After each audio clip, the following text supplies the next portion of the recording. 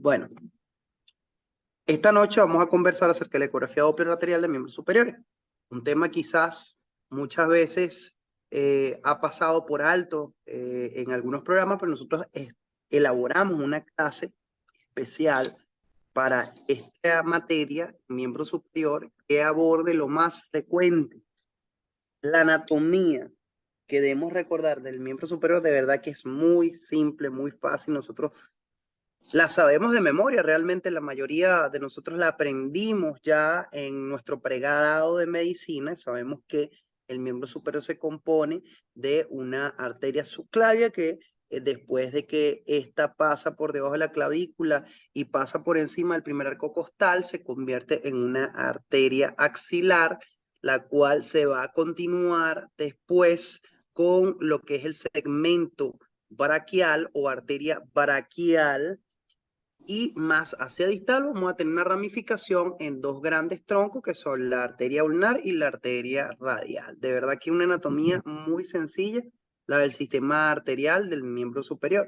Y es que realmente nosotros vamos en la ecografía Doppler del miembro superior arterial a evaluar estos segmentos, la subclavia, la axilar braquial y las arterias más distales, que serían la arteria radial y la ulnar. Principalmente estos son los segmentos que estudiaríamos en una ecografía Doppler arterial de miembro superior.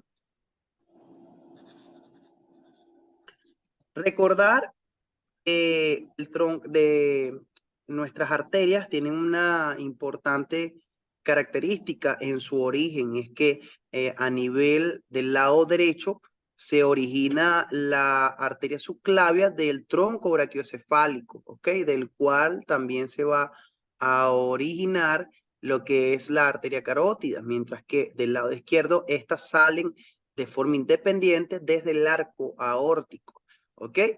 Recuerden que la arteria subclavia es la que la que se va a ir dividiendo y convirtiendo a lo largo de su trayecto en los distintos segmentos arteriales del miembro superior. Mientras que la carótida, como ustedes ya saben de clases pasadas, esta va hacia el cuello y a través de la carótida interna se hace intracraneal a nivel de su confluencia allá arriba, a nivel intracerebral, formando la arteria cerebral media. Entonces, nosotros vamos a tener un tronco brachiocefálico derecho del cual se origina la arteria subclavia. Recuerden que del lado izquierdo la arteria subclavia sale directamente del callado aórtico. La arteria subclavia se va a convertir en arteria axilar.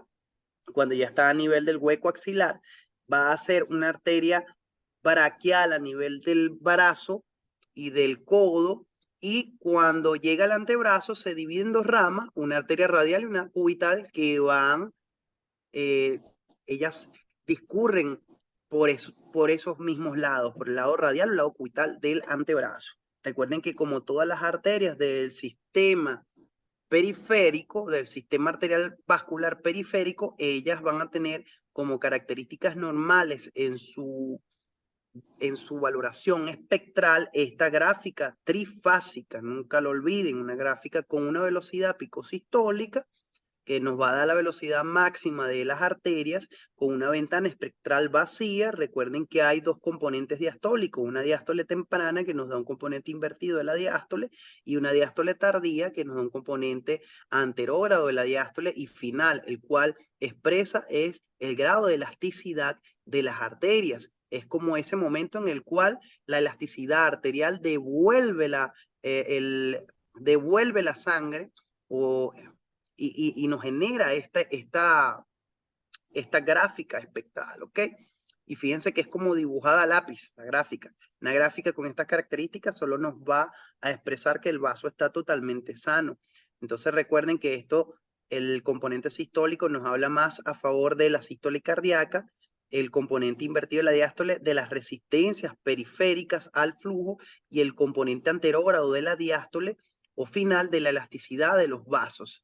Esto es aplicable a todo el sistema arterial periférico de los miembros superiores e inferiores, así que por favor recuérdenlo. Cuando nosotros evaluamos un vaso en cualquiera de sus segmentos, en este caso si nosotros hacemos una evaluación en cualquiera de los segmentos de una arteria, al color, recordar que nosotros tratamos de agarrar un corte en modo B, en que esté más o menos inclinado el vasito, donde se vea perfectamente bien. Activamos nuestro Doppler color y la caja la angulamos en el sentido del vaso.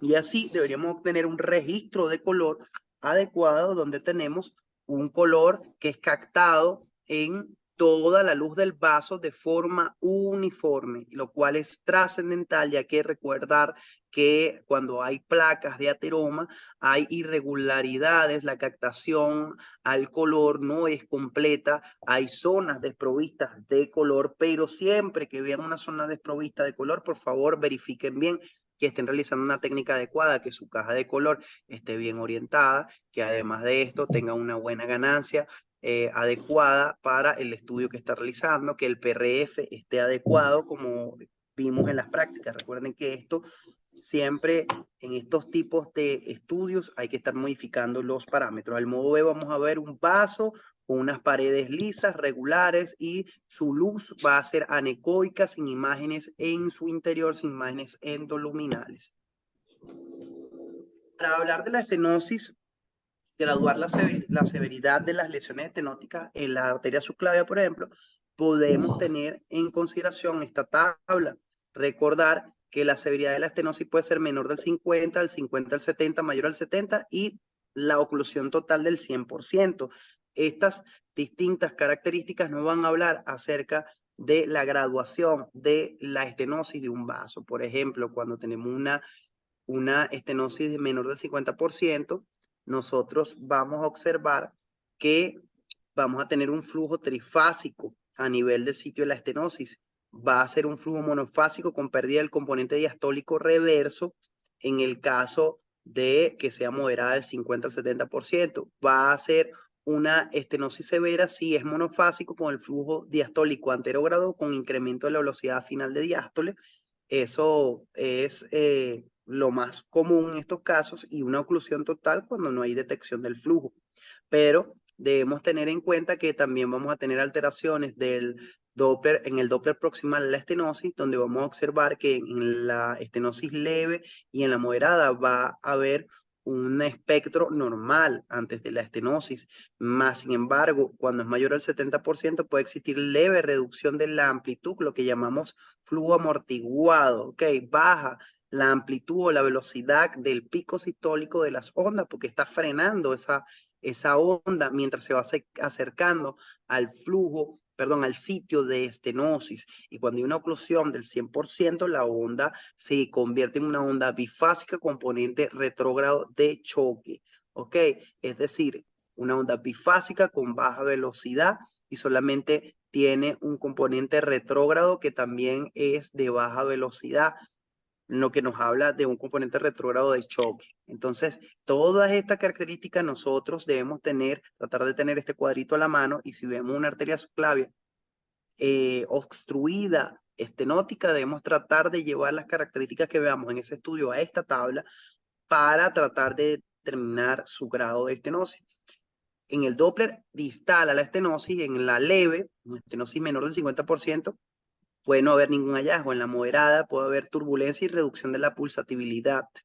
En la severa, marcada turbulencia y retardo del tiempo de aceleración mayor a 100 milisegundos. Perdón, ¿qué quiere decir esto? Que la onda se ensancha, se hace más larga. ¿Ok? Y eso es un marcador importante de patología.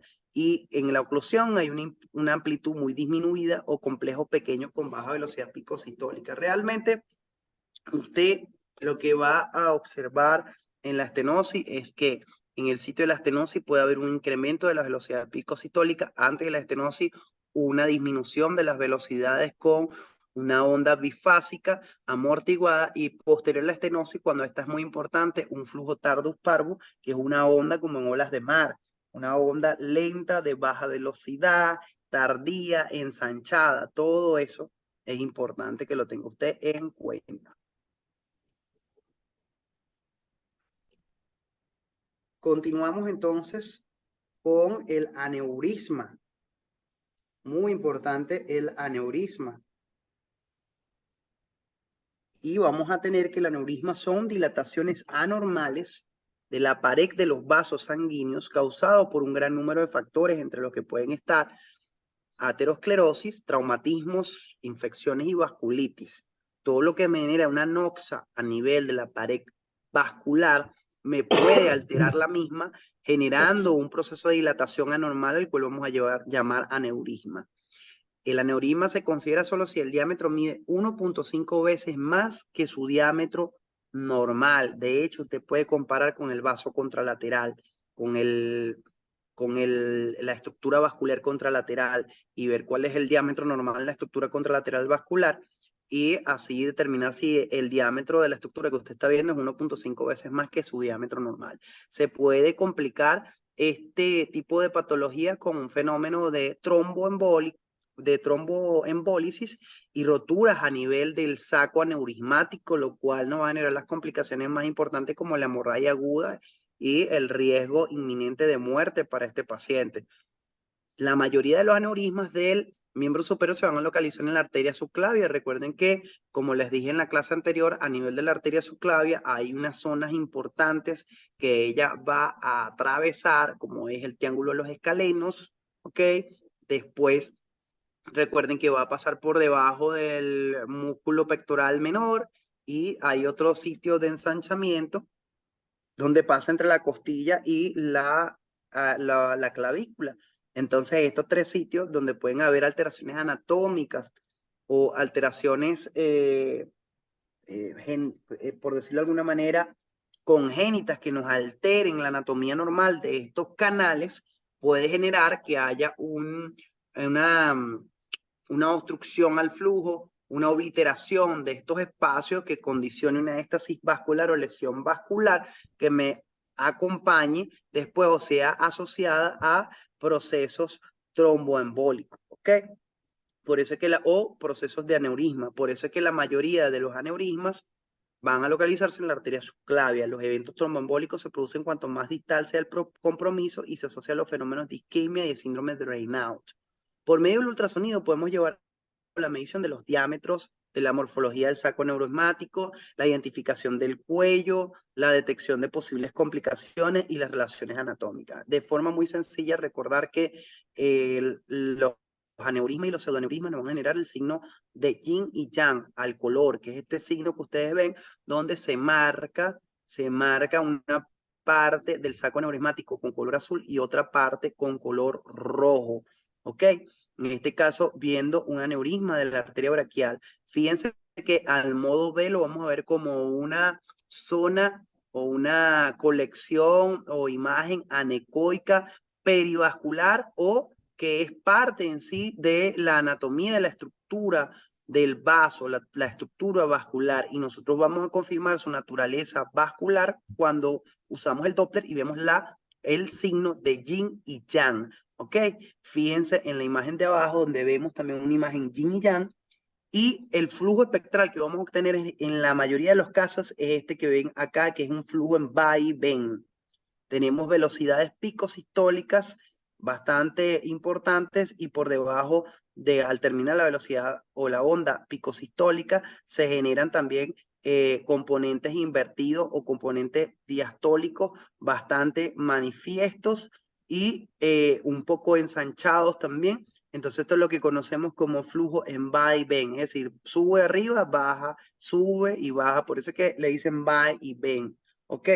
Entonces, esta es una imagen de Yin Yang, como les había dicho. Fíjense que en el modo B vemos una imagen anecoica perivascular. En este caso, fíjense que aquí tenemos también una característica importante, que es que hay como un pedículo unido a el vaso sanguíneo al cual está yuxtapuesta esta lesión.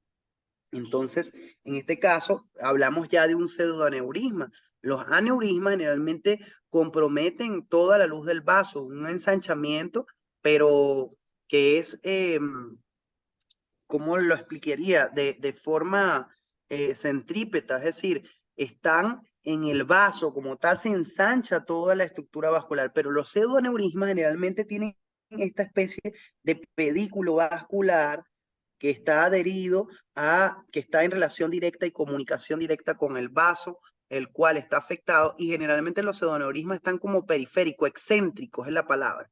Los pseudoaneurismas están excéntricos al vaso, mientras que los aneurismas son céntricos, están en el vaso propiamente dicho, porque hay una modificación, un ensachamiento de todas las paredes de la luz del vaso, ¿ok? Entonces, fíjense la diferencia entre un aneurisma y un pseudoaneurisma en el cual tenemos este pedículo que se comunica directamente con la luz de la estructura arterial que estamos observando. Más sin embargo, ambos me van a generar yin-yang y ambos me van a generar flujo en va y ven. Entonces, esto es importante que lo tengan en su haber, en su conocimiento, para poder identificar estas patologías sin ningún tipo de problema. Entonces, en este caso, los pseudoaneurismas pueden formarse por cualquier, o mejor dicho, en cualquier lecho arterial, se caracterizan porque ha habido una ruptura incompleta de la pared y el hematoma es contenido por la adventicia o el tejido circundante. En su interior el flujo es lento, se hallan coágulos y puede producirse como resultado de punciones, cateterismo, accesos de trayectos fistulosos o traumatismo. Entonces, esto más que todo para hablar un poco acerca de los aneurismas de las arterias de miembros superiores en cuanto a localización y etiología. Aneurisma de la arteria subclavia, el aneurisma de unión subclavio-axilar son como los más frecuentes, ¿ok? El aneurisma de la arteria axilar, aneurisma de la arteria humeral, aneurisma de la arteria radial y cubital, raras, pero pueden encontrarse. Básicamente podemos hallarlo en cualquier zona. Lo que nosotros tenemos que estar bien claro es en sus características, tanto el modo B como el modo color, como el modo espectral. Entonces, modo B, vamos a ver que hay una dilatación sacular o cilíndrica, fusiforme del vaso. Vamos a tener que pudiera también haber una colección o una colección anecoica perivascular que presenta una zona en la cual hay un pedículo de unión, un trayecto de unión hacia la luz vascular, está yuxtapuesta al vaso que estamos estudiando. Ambas me van a generar signo de yin-yang y ambas me van a generar signo o espectro en va-y-ven, ¿ok? En va-y-ven. Memorizar esa imagen del espectro en va-y-ven es la única manera de aprender realmente a diferenciar ese flujo. Tienen que ver esa imagen y grabarla en su mente para que cuando lo vean no pierdan el tiempo, no tengan la duda y hagan el diagnóstico definitivo. El síndrome del opérculo torácico, también tenemos un opérculo torácico arterial, como les decía. Fíjense que tenemos el trayecto de la arteria entre el triángulo de los escalenos, el pasaje de la misma también pasa por debajo, tiene un trayecto subclavicular y asimismo pasa por encima de la primera costilla. Cualquier alteración en la morfología de estas costillas o de esta costilla puede alterar ese pasaje a ese nivel y generar microtraumas repetitivos, generar algún tipo de dificultad o turbulencia en el flujo sanguíneo a este nivel. Y también recordar que ellos dos me van a pasar por debajo de las estructuras musculares, en este caso el pectoral menor, que vemos acá claramente, y en esos trayectos, al paso por esas estructuras, por esos pequeños canales o espacios, es que puede haber un compromiso de la vasculatura, de la estructura de ese segmento arterial. Entonces, recordar que son producidos por la compresión posicional continua o intermitente del plexo braquial y o de la arteria y vena subclavia, que el opérculo torácico un 85-95% sucede por compresión nerviosa, pero de un 10 a 15% también por compresión vascular. Y en la clase pasada de venoso vimos el síndrome de Schroeder, Payet-Schroeder, que tiene que ver más que todo con el compromiso venoso, y debemos también asimismo saber que puede haber también un compromiso arterial y podemos tener un síndrome de opérculo torácico arterial. Se puede complicar estos síndromes de opérculo torácico con embolias o aneurismas en el plano arterial o trombosis venosa aguda en el venoso, como ya habíamos hablado en la clase anterior. Pero en la región arterial vamos a tener más que todo embolias o aneurismas en estos segmentos. Predominantemente el opérculo torácico arterial es unilateral, afectando a ambos sexos por igual, aunque es más frecuente en pacientes jóvenes. Se asocia frecuentemente a una costilla cervical o a una primera costilla anómala. Y eso en relación, fíjense que acá tenemos un ejemplo de una costilla cervical. Fíjense cómo se mete en este espacio en el que solo debería estar la primera costilla, se interpone la costilla cervical y eso me genera esta lesión vascular arterial que me va a comprometer la irrigación sanguínea del miembro y me va a condicionar un opérculo torácico arterial. Acá vemos otra imagen, ¿okay? Donde tenemos una costilla cervical y cómo esta a este nivel disminuye el espacio a través del cual atraviesa esta estructura vascular y eso la compromete, la lesiona. La isquemia digital, la claudicación, la frialdad, la palidez, la parestesia y el dolor en la mano, rara vez en hombro o cuello, son algunas de sus características. La disminución de los pulsos del miembro superior, diferencia de presión entre ambos miembros superiores, también nos puede hablar acerca del opérculo torácico de origen arterial. Una disminución de los pulsos del miembro superior y diferencia de presión entre ambos miembros superiores al 20 milímetros de mercurio. Pueden haber síntomas generales por el aneurisma o el pseudoaneurisma, trombosis proximal o trombosis distal a la compresión que resultan en fenómenos de embolia distal que resultan en una isquemia distal aguda. Y los hallazgos son exacerbados por ciertas posiciones y maniobras del miembro superior, particularmente con la elevación de los mismos, es que se exacerba, ¿ok? Los hallazgos del síndrome opérculo torácico arterial. Con la abducción por encima de la cabeza, como vemos en la imagen, se va a exacerbar los síntomas, la isquemia, la frialdad, la claudicación, la palidez, la parestesia, la disminución de los pulsos. Fíjense que acá está tocando, el médico está haciendo la evaluación del pulso cuando hace este levantamiento, esa abducción de la extremidad por encima de la cabeza. Además, sabemos que esto puede traer grandes complicaciones. Ya tenemos un poco de lo que hacen en la práctica clínica, la debilidad de la aducción y abducción del quinto dedo, es alguna de las cosas que describe la semiología, parestesias o palidez, fíjense la diferencia en color entre estas dos manos, cuando hay una elevación, cómo cambian de color ambas manos, o sea, una se ve más pálida que la otra, la sensibilidad al comprimir el área supraclavicular con el pulgar también puede ser un signo de opérculo torácico. Debemos saber que se deben realizar maniobras posturales con la finalidad de generar la compresión del paquete vascular, porque cuando usted, si tiene este problema, sube el brazo, acá se comprime el paquete vascular y se exacerban todos los hallazgos y los síntomas y signos del opérculo torácico arterial. Las pruebas de provocación son inespecíficas para muchos pacientes con sospecha de SOPT. Para su realización, el paciente deberá colocarse en posición supina con brazo neutral. Debe colocar el transductor a nivel de la arteria subclavia y evaluar las características del flujo. Luego se abducirá el brazo del paciente que está siendo explorado en 90, 135 y 180 grados, obteniendo la señal espectral. Es decir, señores, ustedes van a ir midiendo el espectral de la subclavia cuando el brazo está a un lado del cuerpo en la cama y cuando usted va subiendo el brazo, a cada una de estas gradaciones, es decir, a 90, 135 y 180, te va a ir viendo los cambios de la señal espectral en ese miembro. Si hay un opérculo torácico arterial, usted va a ver cómo disminuyen las velocidades hasta este nivel, hasta que usted vea un flujo bifásico con una, o peor que esto, un flujo tardus pardus, vea un flujo bifásico con bajas velocidades que pierde las características trifásicas o una disminución progresiva de la velocidad picosistólica, usted va a pensar en un opérculo torácico.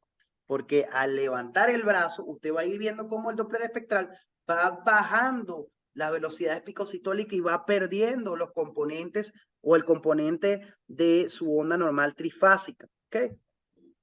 Entonces luego se abducirá el brazo del paciente que está siendo explorado de 90, 135 y 180 grados, teniendo la señal espectral por Doppler pulsado a nivel distal y poder evaluar si existen cambios dinámicos del flujo arterial. Finalmente se repetirá la evaluación con una extensión máxima del miembro superior, es decir, te agarra y evalúa el espectro cuando el bracito está al lado del cuerpo y luego le levanta el brazo por completo por encima de la cabeza, abduciéndolo y vuelve a medir el espectral. Y usted va a ver que hay un importante cambio en el patrón espectral con disminución de las velocidades, pérdidas del patrón normal. Eso nos habla acerca de un opérculo torácico arterial. Ahí no hay para dónde más agarrar. ¿Ok? Una forma de sensibilizar la prueba con la finalidad de contraer los músculos escalenos es generar una flexión lateral de la cabeza hacia el lado afectado. También se puede hacer. Se considera positivo cuando se evidencia una caída significativa del flujo y cambios en sus características con una onda monofásica post-obstructiva. En algunos casos puede observarse la pérdida total de la señal y la presencia de síntomas. También podría pasar en casos muy graves. Es muy fácil de hacer. Usted va a observar un flujo normal antes, ¿ok? Es lo que usted va a ver, compresión positiva arterial. Veamos este caso, maniobra de Axon. Secuencia izquierda a derecha. Flujo trifásico con la caída del flujo distal. ¿Ok? Pero fíjese, esto sería antes de subir el miembro o ya a medida que lo vamos alejando a 30 grados. Luego usted empieza a subir el miembro, a abducirlo y a subirlo por encima de la cabeza y empieza a ver estos cambios en el patrón espectral tan importante hasta que el brazo está por encima de la cabeza y ya usted tiene unas ondas Parvus-Tardus.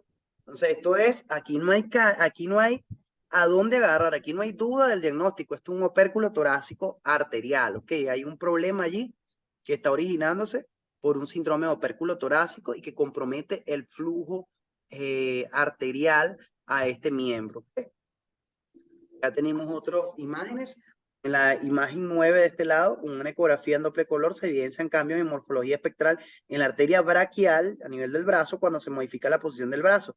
Fíjese que desde una posición neutra normal hacia la aducción del mismo que nos produce a medida que vamos aduciendo hasta que lo llevamos a nivel o sea, hasta que abducimos el brazo, que el mismo esté por encima de la cabeza, nosotros observamos un flujo monofásico, una disminución trascendental de las velocidades. Fíjese la velocidad en esta gráfica y la pequeña velocidad que se genera posterior a subir el brazo en esta siguiente gráfica. Esto es sin duda un opérculo torácico. Ahora observamos acá en la figura 5 otras imágenes donde vemos un paciente referido con sospecha de clínica de síndrome de opérculo torácico neurogénico. En la ecografía Doppler color se registran morfologías espectrales de tipo post-obstructivo en la arteria braquial. ¿Ok? Ante maniobras de provocación, un signo indirecto de obstrucción dinámica en el eje arterial. Nótese que en posición neutra, aducción, la morfología espectral se encuentra conservada, ¿ok?